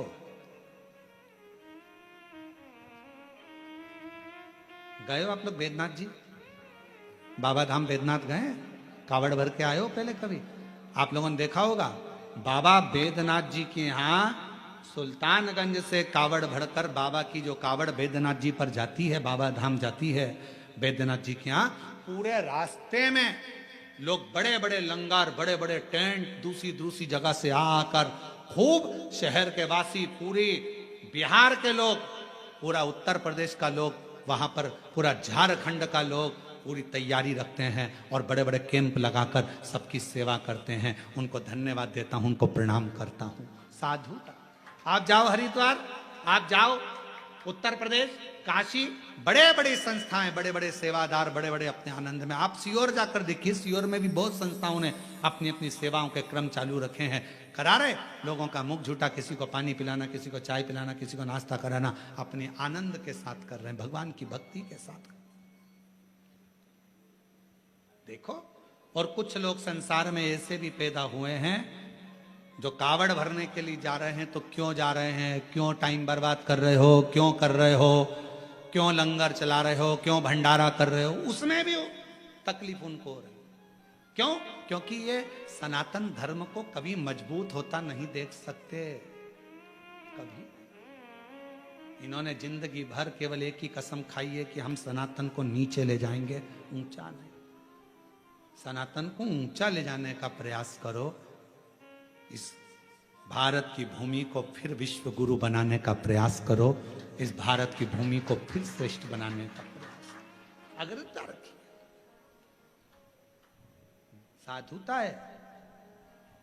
और भारत की भूमि पर ऐसे ऐसे मुख्यमंत्री हुए हैं जो कावड़ियों पे फूल की वर्षा कर रहे हैं। साधुता है इनको, बहुत बहुत साधुता। शिव तत्व को पहचान। भगवान को पाने के लिए धन की जरूरत नहीं, मन की जरूरत है, संपदा की जरूरत नहीं है। आपका मन जितना प्रबल होगा, शिव उतना ही जल्दी। मेरे शंकर भगवान को राजी करने के लिए मां जगत जननी जगदम्बा एक गुफा के अंदर प्रवेश कर गई। माता के पास में कुछ भी नहीं, पिता के पास से कुछ भी लेकर नहीं, कुछ भी नहीं, कोई वस्तु नहीं, कोई सामग्री नहीं, खा लिया। संसार की रीत है, मुट्ठी बांधे आया जग में। बोलते जाओ, आप लोगों को मालूम होगा। मुट्ठी बांधे आया जग में, लोग कहते हैं हाथ पसारे जाएगा। क्या तू लेकर आया जग में, क्या तू लेकर जाएगा। परशु महापुराण की कथा कहती है, मुट्ठी बांधे आया जग में, हाथ पसारे जाएगा, पर क्या लेकर आया इसका तो नहीं मालूम। पर इतना जरूर है, जो पुण्य तूने करा, जो सत्कर्म तूने करा, जो तूने भूखे को भोजन, प्यासे को पानी पिलाया, वो तेरे साथ जरूर जाएगा। तेरा सत्कर्म तेरे साथ जरूर जाएगा। तेरा सत्कर्म बंद है, बंद है दोनों। तेरा सत्कर्म तेरे साथ जाएगा, तो अच्छा कर्म कर। और जितने अच्छे कर्म से, जितने अच्छे कर्म के अनुसार, जितने कर्म के अनुकूल तू अच्छा कर्म करेगा, उसके अनुकूल तेरे को फल जरूर मिलेगा। फिर निवेदन, मत बुरे कर्म कर बंदे, वरना पछताएगा। भगवान की आंखों से तू बच नहीं पाएगा, तू बच नहीं पाएगा। अरे ओ अज्ञानी मत करना दानी, अरे ओ अज्ञानी मत करना दानी। तेरे कर्म का फल भी तू ही पाएगा, जैसा किया तूने तेरे आगे आएगा। मत बुरे कर्म कर बंदे, वरना पछताएगा।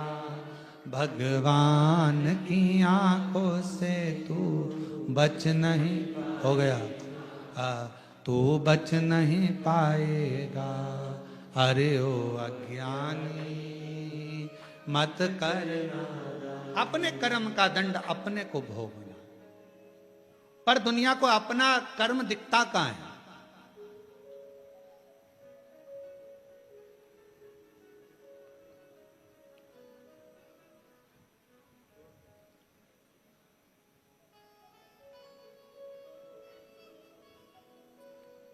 एक स्मरण में नहीं आ रहा है शिवलिंग का।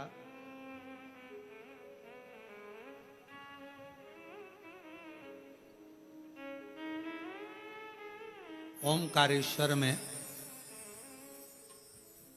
कौन कौन गया है? ओमकारेश्वर गए हो आप लोग? ओमकारेश्वर की, फिर बंद हो गए। ओमकारेश्वर की जब आप परिक्रमा करेंगे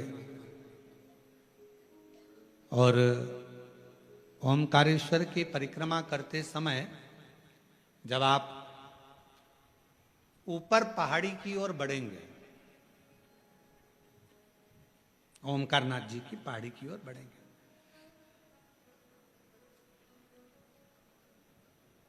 एक गौरी केदार मंदिर आता है, गौरी शंकर मंदिर।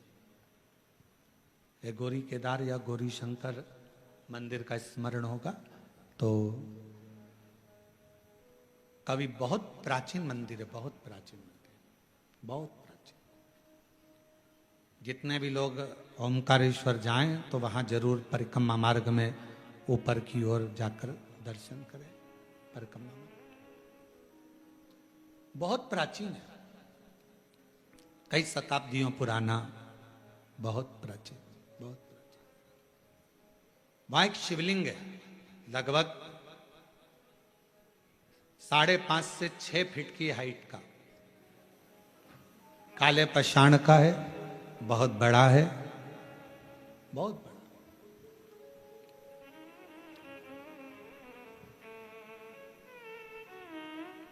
जब मुगलों का राज्य हुआ, उस मंदिर में शंकर भगवान के शिवलिंग में एक बड़ा सा दर्पण लगा हुआ था, एक हीरा लगा हुआ था, एक बड़ा सुंदर दर्पण, बड़ा सुंदर हीरा लगा हुआ, हीरे से परिपूर्ण था शिवलिंग। उस दर्पण का काम क्या था?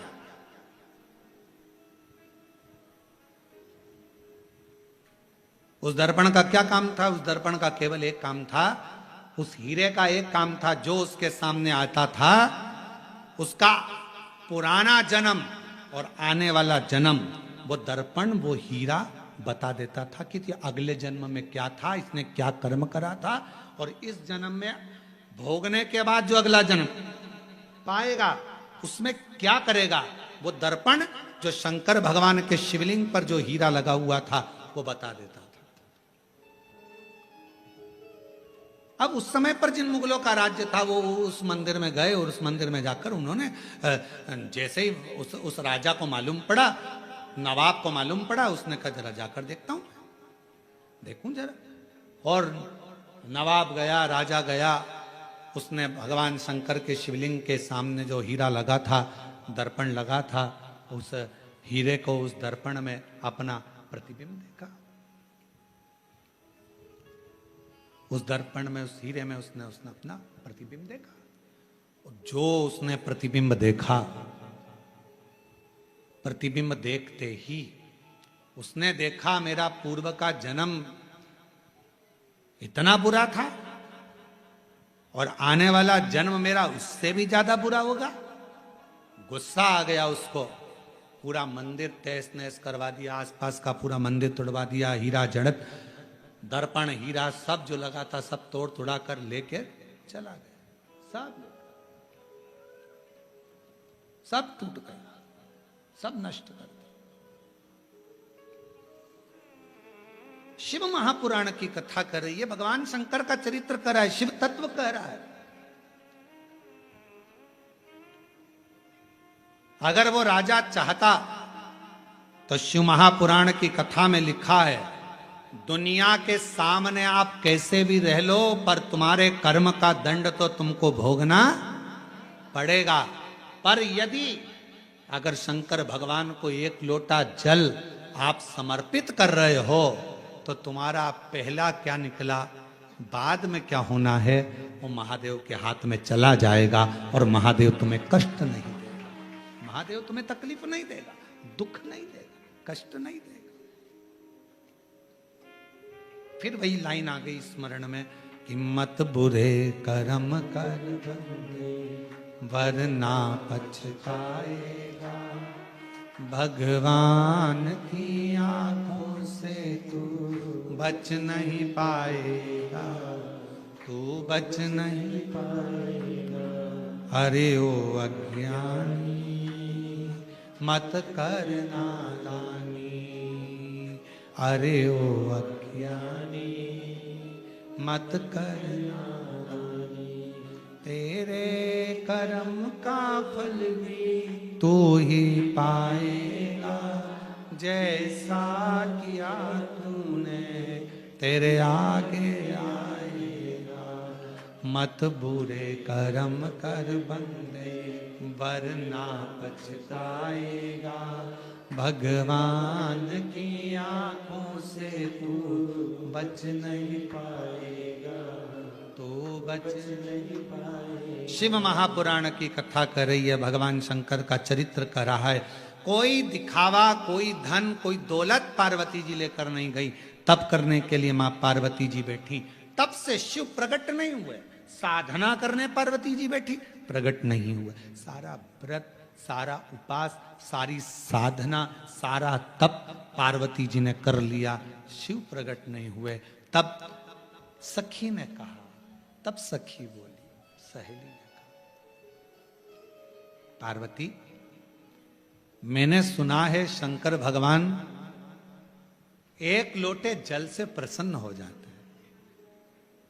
मैंने सुना है शिवजी एक बूंद जल चढ़ जाए शिव प्रसन्न हो जाते हैं। थोड़ा सा जल चढ़ा, शंकर कृपा करे। और फिर निवेदन करूं सभी श्रोताओं से, सावन के महीने में कथा सुनने वाले सभी श्रोता भाई बहनों से फिर निवेदन करूं, भगवान शंकर की कथा, शिव महापुराण की चरित्र कथा वर्णन कर रही है। कुछ ना बने तो शंकर के मंदिर में केवल कुछ भी ना हो तो केवल घर से एक लोटा जल भरकर जाना, शिव के मंदिर में प्रारंभ कर दो। मेरा देव अधिदेव महादेव करुणा करना प्रारंभ कर देगा, शंकर करुणा करना प्रारंभ कर देगा। जल चल, सारी समस्या का हल हर हर बोल बम का नारा है, सारी समस्या का हल श्री शिवाय। केवल जल चढ़ाना प्रारंभ, और कुछ नहीं। शिव स्वीकार करेगा, भगवान शंकर स्वीकार करेगा।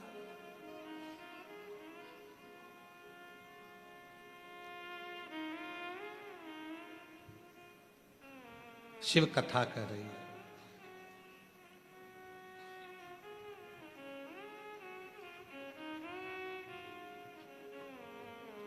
एक गुरु में और एक शिव में एक बहुत बड़ा अंतर होता है।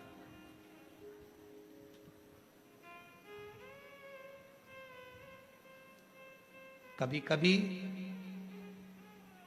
जैसे माता पार्वती जी को उनकी सहेली गुरु बन गई, कभी कभी कोई बेस्ट फ्रेंड, कोई अच्छी सहेली, कोई अच्छा दोस्त जो सत्संग में लगा रहने वाला है, संकीर्तन में लगा रहने वाला है, भगवान से जुड़ा हुआ हो, गुरुओं से जुड़ा हुआ हो, कभी कभी वो भी गुरु बनकर ज्ञान दे जाता है। पार्वती जी की सहेली ने पार्वती जी को ज्ञान यही भाव से दिया।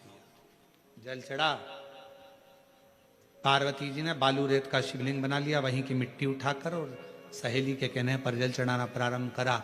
और जो जल चढ़ाना प्रारंभ करा, भूखी प्यासी रहकर बेलपत्र समर्पित कर कर जो पार्वती जी ने तप साधना करना प्रारंभ करी, जल चढ़ाना, शिव के पार्थिव लिंग का पूजन करना।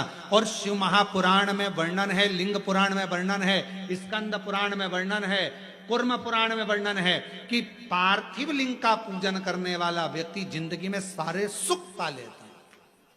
पार्थिव लिंग का पूजन करने वाला।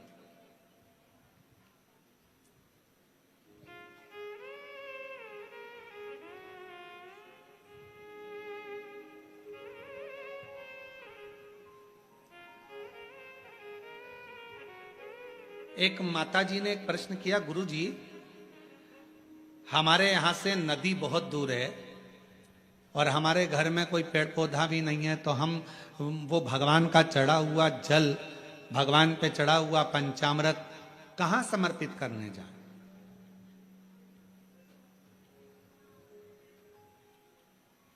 हमने कहा कि मिट्टी तो है तुम्हारे घर में, तो कहा मिट्टी तो है। हमने पूछा कितनी मिट्टी मिल जाएगी? उन्होंने कहा गुरु जी ये तुम जितनी बोलो, 1 तगाड़ी 2 तगाड़ी 10 तगाड़ी, जितनी मिट्टी बोलो उतनी मिल जाएगी। हमने कहा तुम्हारे यहाँ पर बड़ा सारा थाल है? हाँ। थाल भर के मिट्टी ला सकते हो? हाँ। हमने कहा लेकर आना। हम जहाँ ठहरे हुए थे भर वो थाल भरकर मिट्टी लाए, एक बड़ा सा वो आरती करते ना हमारे शर्मा जी, वो आरती करने के लिए भी थाली नहीं लाए, थाल लाए।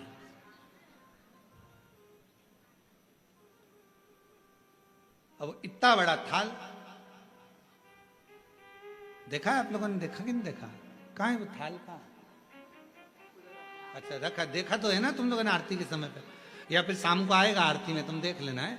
हमारे यहाँ ये महाकाल सेवा समिति व भक्त मंडल है ना, ये छोटा मोटा मंडल नहीं है, ये हर चीज बड़ी करता है। तो यहाँ ये आरती की थाली भी छोटी नहीं लाया, ये आरती की थाली भी बड़ी लाया, और ऐसी मोटी थाली इतनी बड़ी। अब वो आरती करने वालों से हम उनका हाथ देखते हैं तो कई बार हमें सोचने में आता है पकड़ भी पा रहे हैं कि ना पकड़ पा रहे हैं राम जी। अब मोटी सारी थाली, अब वो इतने बड़ी थाल लिया है, हमने कहा इसको मिट्टी से भर ला। अब वो मिट्टी से भर कर लिया, अब मिट्टी से भर कर लाई, हमने उसको बीच का जो भाग था उसमें थोड़ा सा चंदन अगर तगर डालकर सुंदर बढ़िया उसको चंदन का छींटा देकर दही आदि मिलाकर घी मिलाकर उसका शिवलिंग बीच में बना दिया। अब जैसे ये थाली और मिट्टी से भरी बीच में शिवलिंग बना दिया, शिवलिंग बनाकर वहीं उंगली से जलाधारी बना दी। अब हमने कहा इस पे जल चढ़ा, पानी दिख रहा है कहीं पर कि नहीं गुरुजी? दूध चढ़ा, कहीं दिख रहा है गुरुजी? नहीं गुरुजी। दही चढ़ा, कहीं दिख रहा है? शहद दिख रहा है? घी दिख रहा है? नहीं। फिर पानी चढ़ा, कहाँ गया वो शहद, कहाँ गया वो दल, कहाँ गया वो दूध? सब जो थाली में मिट्टी भरी थी सब उसने सोख लिया, शिवलिंग बीच में वैसा की वैसा ही रह गया। और अब उसे विसर्जन कहाँ करे? तो एक लोटा जल डालना, बाद में पूरा शिवलिंग विसर्जन हो जाएगा। उस मिट्टी को किसी गमले में ले जाके डाल देना। शंकर भगवान अपनी अलमस्ती के आनंद में पार्थिव पार्थिव होता, पार्थिव पार्थिव है। 23 जुलाई को आप लोग जब बाबा का अभिषेक करें, शाम के समय 7 बजे से 8 बजे तक आप और हम बैठेंगे, ऑनलाइन अभिषेक चलेगा श्रावण के महीने का। पार्थिव अभिषेक करते समय शाम को जब 8 बजे विसर्जन का समय आए, आपका मन पड़े दूसरे दिन विसर्जन करो, आपका मन पड़े रात्रि में, शाम के समय जब अभिषेक पूर्ण हो जाए, विसर्जन का जब मंत्र बोल दिया जाए, आप विसर्जन करें। शिवरात्रि का दिन एक ऐसा दिन होता है कि शिवरात्रि की रात्रि को 4 पहर में 4 बार कई भक्त शिवलिंग का निर्माण करते हैं, 4 बार विसर्जन करते हैं। 4 बार शिवलिंग का निर्माण करते, 4 बार विसर्जन करते, 4 बार शंकर की आराधना में डूबे रहते हैं। पूरी रात शिव की आराधना चलती रहती, पूरी रात साधना में। और पढ़िएगा शिव महापुराण में सारे लेख आपको मिलेंगे, सारे लेख शिव महापुराण में एक एक चीज आपको पढ़ने को मिलेगी, कोई अलग से हटकर कुछ। काली मिर्च चढ़ाने का क्या विधान है, गेहूं के दाने चढ़ाने का क्या विधान है, काली तिल चढ़ाने का क्या विधान है, धतूरा चढ़ाने का क्या विधान है, शमी पत्र चढ़ाने का क्या विधान है, बेलपत्र चढ़ाने का क्या विधान है। जो जो चीज 23 जुलाई को चढ़ाई जाएगी उसका सारा विधान आपको आप शिव महापुराण के अंदर मिलेगा। बस पढ़ना उसको, केवल पढ़ो, अध्ययन करो। किसी ने लिख दिए, लिख देगा, लिखने वाला लिखेगा ये क्यों चढ़ाया है, इससे क्या होता है, नहीं, अपने पढ़ो, उसको अध्ययन करो। चावल के दाने, गेहूं के दाने, अन्न का भाग, मूंग, ये सब प्रसंग हमारे शास्त्रों में है सब।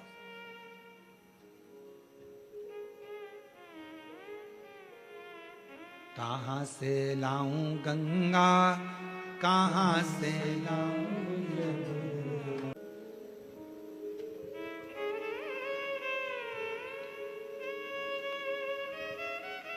सुमित्रा चौहान, दीपक,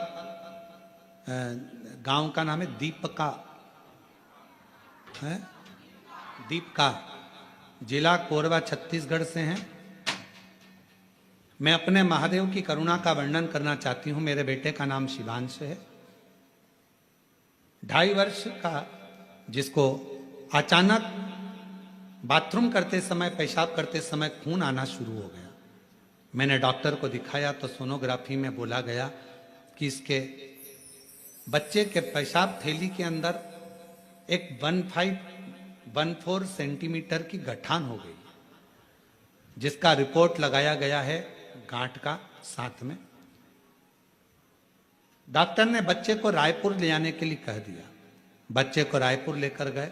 डॉक्टर ने सीटी स्कैन करा और ऑपरेशन के लिए बोल दिया कि ऑपरेशन शीघ्र करना पड़ेगा। ऑपरेशन करने पर मालूम भी पड़ेगा कि गठान कैसी है, काय की।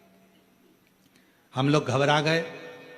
हमने डॉक्टर साहब से कहा कि आप तो थोड़ी दवाई दे दीजिए, और हम ऑपरेशन कराने के लिए तारीख निकलवा ली है। और तारीख लेकर, थोड़े से समय की तारीख लेकर हम आ गए। हमारे एक रिश्तेदार ने कहा कि वो सीहोर वाला महाराज कथा कहता है, बच्चे को टीवी पर सुनाओ, और बन सके तो इसको एक बार सीहोर की धरा पर लेकर जाओ, वहां से रुद्राक्ष लेकर आओ, उसका पानी इसको दो, शंकर के मंदिर जाना प्रारंभ करो। हम बच्चे के लिए शिवालय जाना चालू कर दिए, शंकर को नमन करते और शिवजी पे चढ़ा हुआ जल लेकर आते, बाबा को प्रणाम करते, बेलपत्र लाते, बाबा पर पूरा भरोसा कर लिया। फिर एक बहन मिल गई मंदिर में, उसने कहा दीदी आप एक काम करो, पशुपतिनाथ का व्रत करो। हमने पशुपतिनाथ का व्रत करना प्रारंभ कर दिया। बाबा की ऐसी कृपा हो गई, बेटे का भी मन शिव जी के अंदर लगने लगा, वो भी साथ जाता।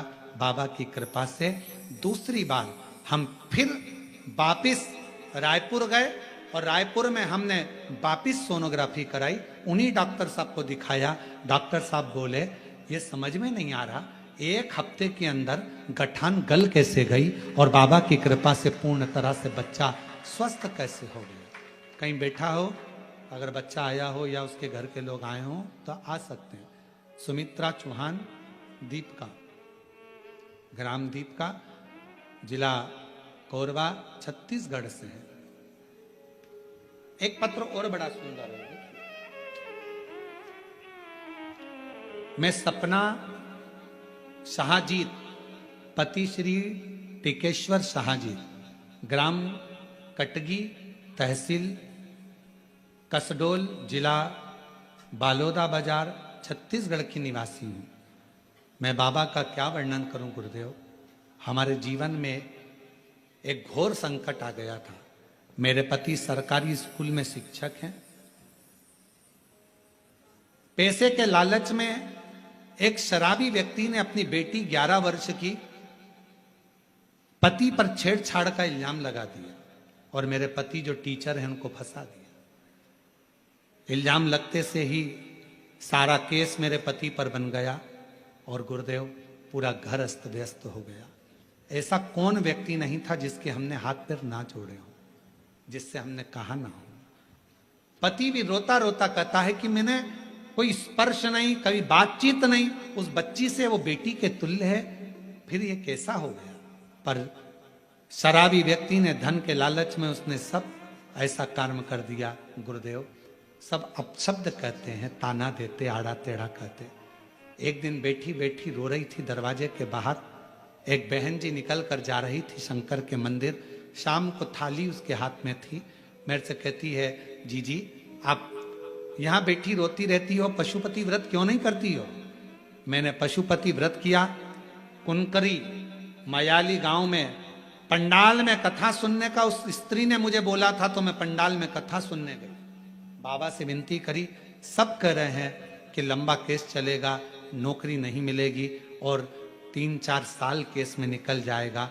पर बाबा तू कहता है ना कि कथा के पंडाल में जो मांगा जाए वो मिलता जरूर है। मैं भी कुंकुरी की कथा में हूं, मयाली आई हूं। बाबा कृपा करना, मेरे बेटे की, मेरे पति की वापिस नौकरी लगा देना, सारा केस निपटा देना। बाबा तुम सत्य को मानते हो ना शिव। सीहोर वाला महाराज कहता है सत्यम शिवम सुंदरम होता है, तो मैं सत्य पर जीने वाली हूं। बाबा तेरा साथ नहीं छोड़ूंगी जिंदगी भर, तो कृपा करना अगली कथा जहां होगी मैं वहां पहुंचूंगी। गुरुदेव जिस केस में 3 साल लग जाते हैं, मेरे कुबेर भंडारी ने सिर्फ 3 महीने में ही पति को दोष मुक्त करा दिया और उनकी नौकरी वापिस मिल गई और बाबा की कृपा हो गई। मैं बाबा को प्रणाम करने के लिए यहाँ शिव शिव है, शंकर शंकर। आप अच्छा कर्म करो, शिव आपका साथ दे।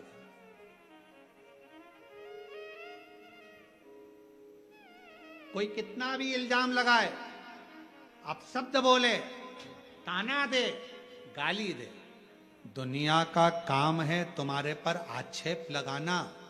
जिसके पास कीचड़ होता है वो कीचड़ ही लगाता है, और जिसके पास इत्र होता है वो इत्र ही लगाता है।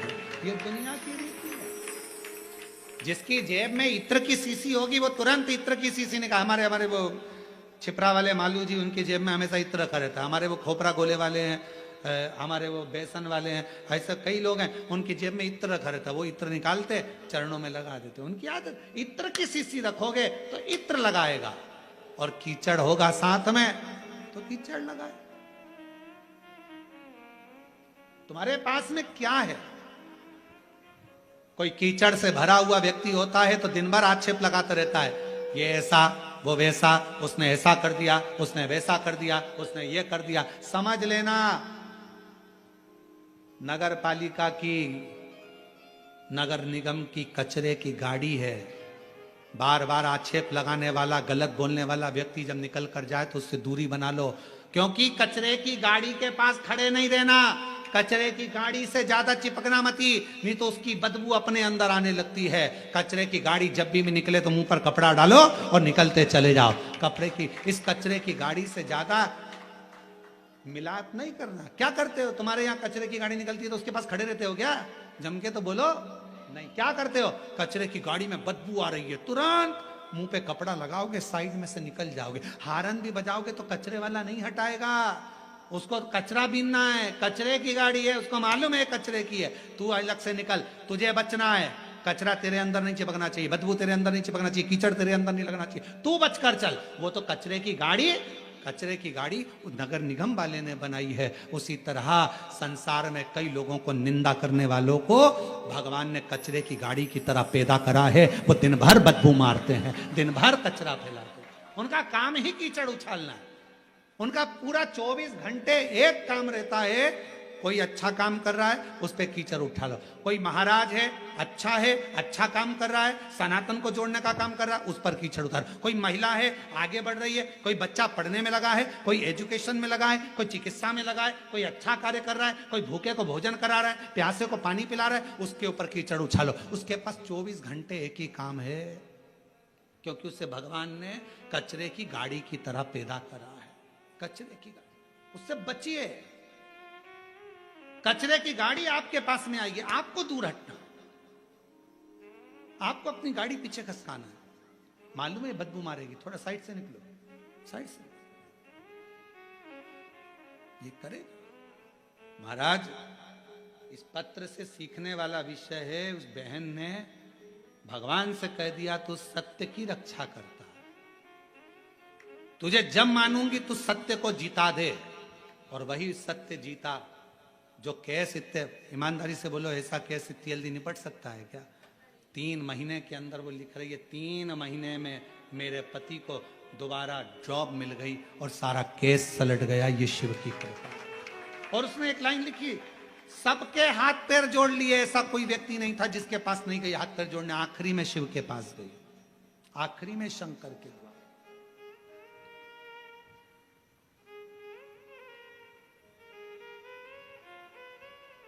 और हो पालन हारे निर्गुण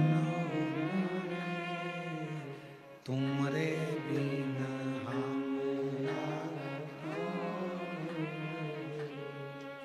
हमरी उलझन सुलझाओ भगवन, तुमरे बिना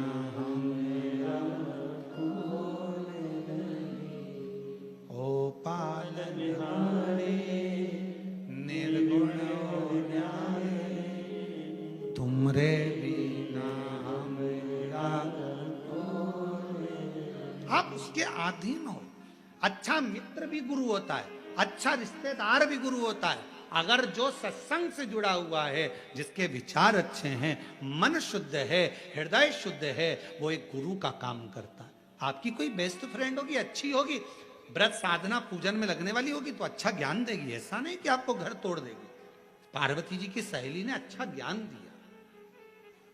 गुरु और भगवान में बहुत बड़ा अंतर होता है। गुरु और भगवान में बहुत बड़ा अंतर होता है।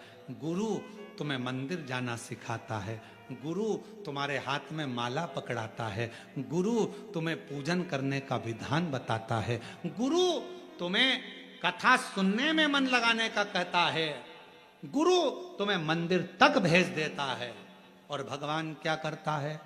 गुरु माला पकड़ाएगा, भगवान माल पकड़ाएगा। समझते हैं ना? जरा बहुत समझदारी का ध्यान देना। शिव पुराण है। गुरु क्या पकड़ाएगा? माला। भगवान क्या पकड़ाएगा? माल। गुरु क्या पकड़ाएगा? मंदिर का द्वारा। मंदिर जाओ, एक लोटा जल चढ़ाओ। और भगवान क्या पकड़ाएगा? गाड़ी का स्टेयरिंग, गाड़ी, बंगला, जाएगा। गुरु कहां पहुंचाएगा? मंदिर के दरवाजे। और भगवान कहां पहुंचाएगा? धन दौलत संपदा में। गुरु क्या कहेगा? भक्ति करना। और भगवान क्या कहेगा?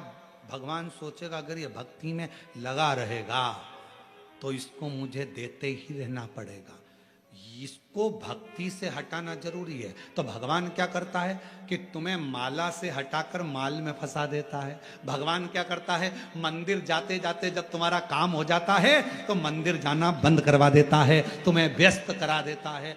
फिर भगवान क्या करता है? तुम कथा में मन लगाते रहते हो तो भगवान धीरे धीरे तुम्हारे मन को कथा सुनते सुनते उच्चिष्ट कर देगा। तुमको लगेगा बहुत सालों से सुन रही हूं, 2 साल हो गए, 4 साल हो गए, अब मन उच्चिष्ट होने लगेगा। तो धीरे धीरे उच्चिष्टता आने लगती है। अर्थात भगवान तुम्हें कथा से दूर करेगा, मंदिर से दूर करेगा, सत्संग से दूर करेगा। क्यों? क्योंकि भगवान को मालूम है अगर ये मेरा भजन करती रहेगी, भक्ति करती रहेगी, कथा सुनती रहेगी तो मुझे देते रहना पड़ेगा।